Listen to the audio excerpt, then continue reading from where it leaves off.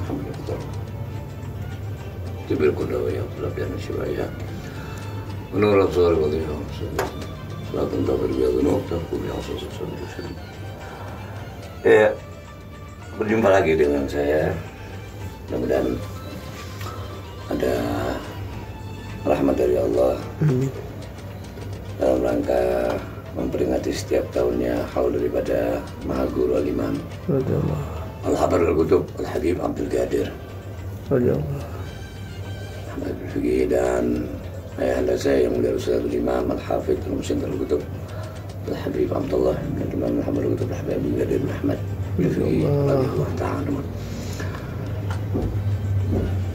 Namun dari situasi dan kondisi yang sudah sama-sama kita ketahui, maka oleh karena itu kami dari keluarga Ustaz di Malang mengharap kepada para asatidz atau kepada para kiai ajengan yang membawa rombongan agar tidak terlalu banyak dan tidak berkerumun di saat ziarah, dikarenakan itu merupakan tanggung jawab kami sebagai sahibul bait.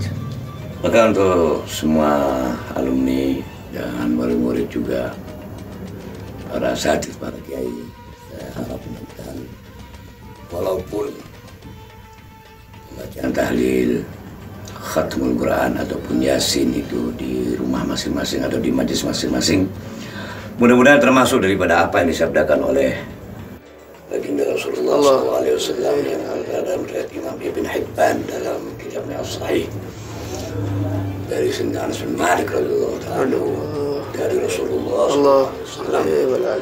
Salah satu la yakhafuna hina yakhafun nas.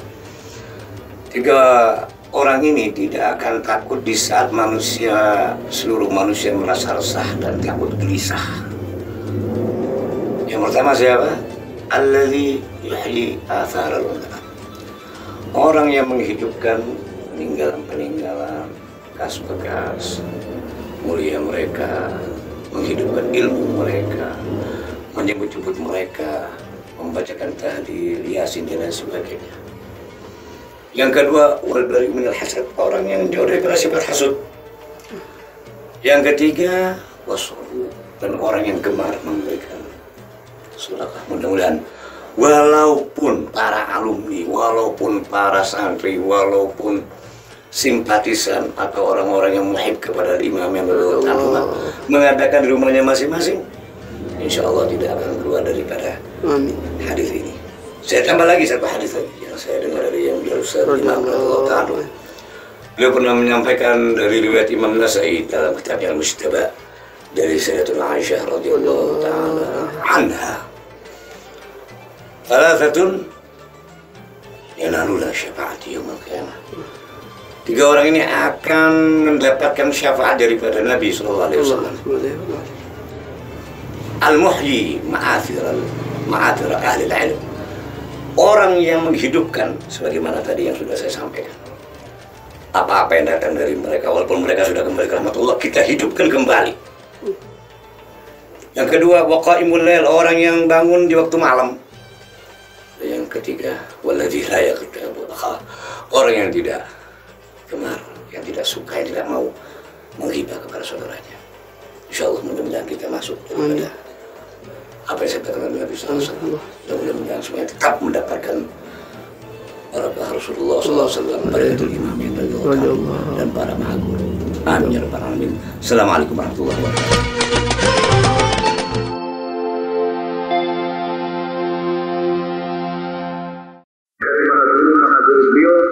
Maupun daripada beberapa tokoh-tokoh Islam dalam dan luar negeri yang untuk meminta waktu akan saya terjemahkan secara ringkas.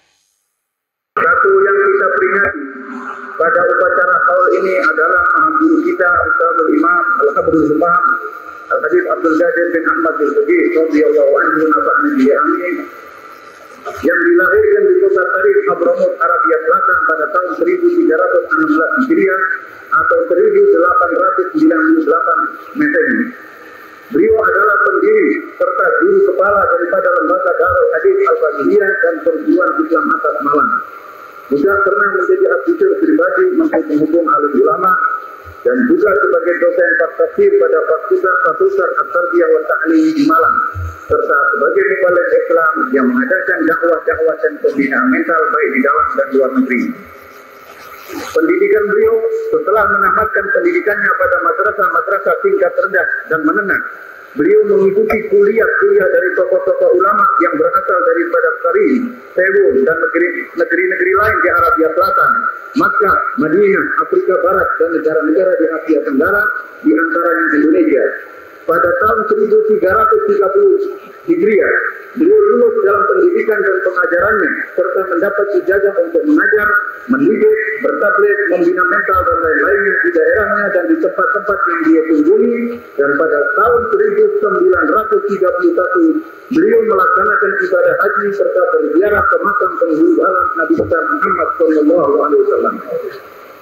Untuk kesempatan ini beliau pergunakan dengan sebaik-baiknya, yaitu dengan menghubungi tokoh-tokoh Islam yang terkemuka, serta memperoleh isnad atau silsilah daripada hadis-hadis junjungan kita Nabi besar Muhammad SAW dari mahaguru ilmu hadis yang ulung yang berdatangan dari Yaman, Mesir, Afrika Barat, di kedua tempat suci Makkah dan Madinah, dan lain-lainnya dari negeri-negeri Islam.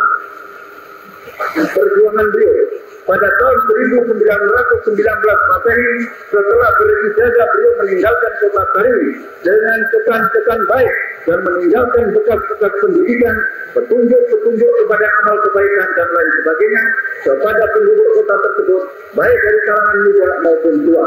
Setelah itu Indonesia lah yang beliau tuju, justru untuk membantu pembinaan mental, mendirikan madrasah serta melaksanakan dakwah Islamiyah dan mengisi jiwa bangsa Indonesia kepada ketaatan dan kejujuran serta kewaspadaan menghadapi cengkeraman imperialis Belanda dan Jepang yang tidak segan-segan dan malu memperkosa kewibawaan bangsa Indonesia.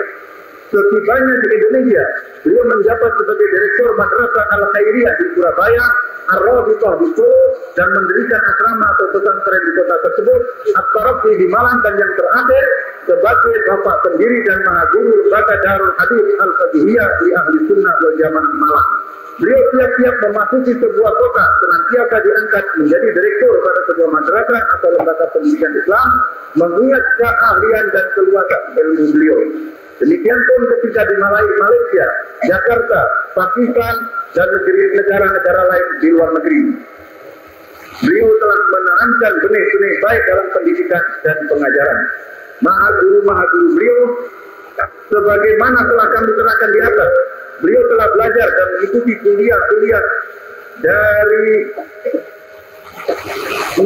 kuliah dari tokoh-tokoh terkemuka, alim ulama dari berbagai perguruan tinggi, dan mengikuti pula dan mendapat pula penghargaan serta ijazah dari beberapa mahaguru besar.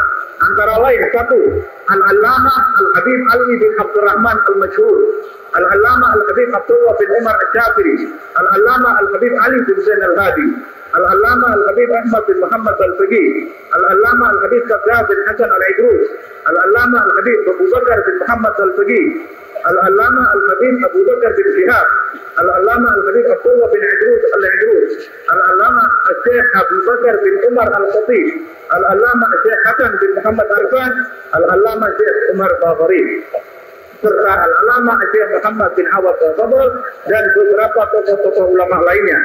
Adapun mahaguru yang mengizinkan serta memerintahkan beliau untuk mengajar, bertabligh, dan lain-lainnya, atau masyaikhul ijazah antara lain Al-Allamah Al-Habib Ali bin Muhammad Al-Habsi Seoul, Al-Allamah Al-Habib Muhammad Abdul Qayyim Al-Qattani dari Afrika Barat, Al-Allamah Al-Habib Ahmad bin Hasan Al-Hafiz dari Quraida, Al-Allamah Al-Habib Syekh bin Al-Idrus dari Karim, Al-Allamah Al-Habib Muhammad bin Ahmad Al-Mahdur dari Indonesia, Al-Allamah Al-Habib Alwi bin Abdullah bin Syihab dari Karim, Al-Allamah Al-Habib Ali bin Ali Al-Habbi dari Madinah, Al-Allamah Al-Habib Abu Bakar bin Muhammad As-Sajjad dari Indonesia, Al-Allamah Al-Syekh Umar Hamdan Al-Mahrafi dari Makkah, Al-Allamah Al-Syekh Umar Bajnek dari Makkah, Al-Allamah Syekh Abu Bakar bin Muhammad bin Sa'id Hussein dari Makkah, Al-Allamah Syekh Hussein Al-Abbas dari Johor, Malaysia, dan beberapa mahaguru lain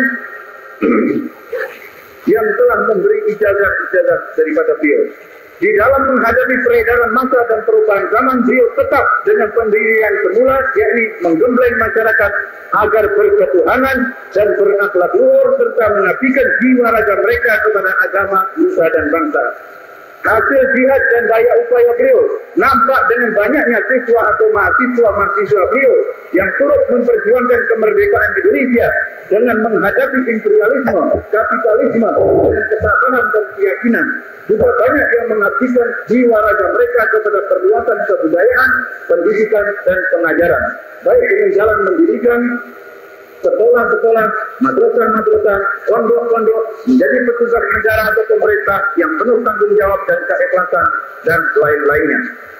Sebagai contoh, yang nyata dari hasil didikan beliau adalah putra beliau sendiri yang telah beliau didik dengan pendidikan yang matang hingga penuh berisi sebagai seorang bujangga Islam, seorang mubaligh yang terkenal sebagai seorang tokoh ulama ahli hadis dan isnadnya, yaitu khalifah beliau Al-Ustadzul Imam Al-Hafidhul Imam Dr. Habib Abdullah bin Abdul Qadir Jilbagi yang sejak tahun 1957 menjadi direktur atau pemimpin daripada lembaga Darul Hadis Al-Faqihiyah yang juga giat dalam melaksanakan dakwah-dakwah pembinaan mental baik secara langsung menghadapi masyarakat maupun lewat pers, RRI, dan lain-lainnya. Beliau pun mempunyai hubungan erat dengan tokoh-tokoh ulama Makkah, Madinah, Hadramaut, Republik Persatuan Arab, dan lain-lainnya, serta mendapat penghargaan yang tinggi atas kuasa ilmu beliau dan keaktifan dalam bidang pendidikan mental.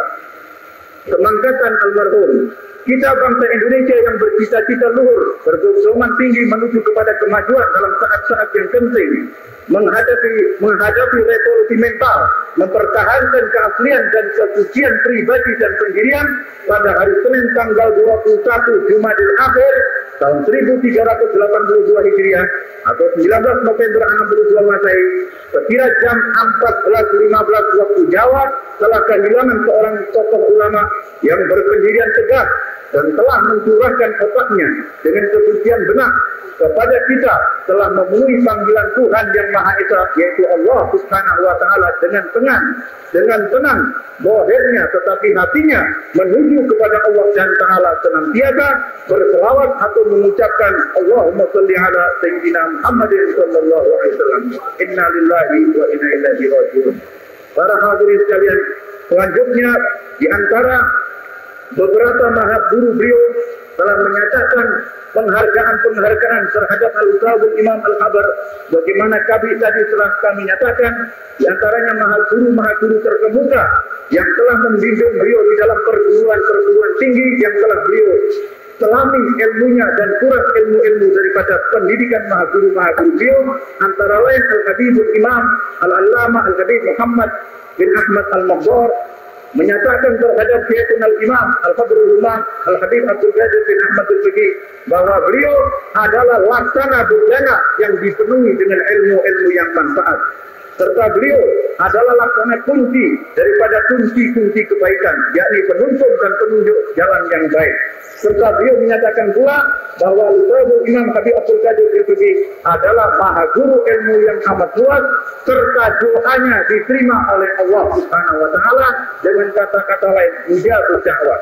Di dalam sebuah qasidah atau syairnya, Habibul Imam Muhammad Al-Maghdar menyatakan, dan yang dimaksudkan dengannya, yaitu setelah menguraikan sifat-sifat almarhum, adalah mahaguru ilmu-ilmu yang luas, putra Ahmad, yakni Al-Ustadzul Imam Habib Abdul Qadir Jilbagi, yang telah mencurahkan kelezatan ilmunya dan didikan-didikannya yang bermanfaat laksana obat penjara. Ia telah mendirikan majelis-majelis ilmu semata-mata karena Allah, dengan rasa ikhlas dan senantiasa mencurahkan ilmu-ilmunya dalam segala daya upayanya. Apabila kalian tak hormat kepadanya, niscaya akan mendapat kebodohan dan malapetaka atau bala bencana daripada Allah Subhanahu wa taala. Demikian antara lain kata-kata dari seorang tokoh ulama besar, Al-Habibul Imam Muhammad bin Ahmad Al-Maktoum, yang terkenal pula doanya diterima oleh Allah Subhanahu wa taala. Dan tadi para hadirin sekalian telah dibacakan pula sambutan-sambutan tertulis dari beberapa tokoh-tokoh terkemuka, antara lain daripada Rektor Universitas Al-Azhar atau Syekhul Azhar, itu Dr. Muhammad Al-Faham, yang menyatakan sangat menghargai kepada perjuangan Al-Imamul Qadr Al-Habib Abdul Qadir bin Ahmad Al-Sugi, yang mencurahkan tenaga dan pikirannya demi untuk mensiarkan dan mengembangkan ajaran Rasulullah SAW dengan penuh keikhlasan, yang mana perjuangan itu diteruskan oleh putra dan khalifahnya, yaitu Al-Ustadzul Imam Dr. Habib Abdullah bin Abdul Qadir bin Sugi. Selanjutnya Dr. Muhammad Al-Faham menyatakan sebetulnya ingin menghadiri peringatan ini karena banyaknya kewajiban-kewajiban dan situasi di negaranya tidak mengizinkan. Beliau sangat menyesal tidak bisa berkenalan dan hadir di muka kita, tapi walaupun demikian beliau menyatakan bahwa roh dan jiwanya ikut hadir bersama kita. Demikian pula penghargaan dari Raja Hussein Yordania, Raja Faisal Saudi Arabia, juga dari Raja Kuwait, dari beberapa orang mufti-mufti, ulama-ulama terkenal, baik dari Makkah, dari Syria, dari Libanon, dari Mesir, dari Pakistan, India, dan lain-lainnya. Serta pula penghargaan dari Mufti Asia Tengah memberikan penghargaannya pula, dan dari Rabitah Alam Islami atau Liga Islam Sedunia yang berpusat di Makkah, dari Makkah Al-Mukarramah. Juga sambutan-sambutan dari Bapak Presiden Republik Persatuan Arab, serta dari beberapa duta-duta negara Islam yang telah menyampaikan penghargaannya terhadap perjuangan dan hasil karya almarhum di dalam membina dan mencetak kader-kader muslimin, mubalighin, serta ulama-ulama yang bertakwa kepada Allah Subhanahu wa taala.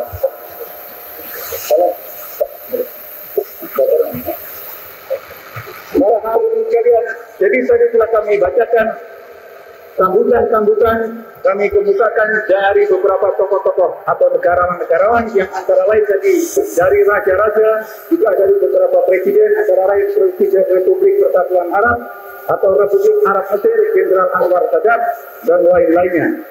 Serta perlu kami maklumkan tadi Bapak Komandan Ansar Resort Kepolisian 102 ex-Karibien Malang, Bapak Komisaris Besar Polisi Anton. Pada awal upacara ini beliau serta selaku baik beliau selaku pribadi selaku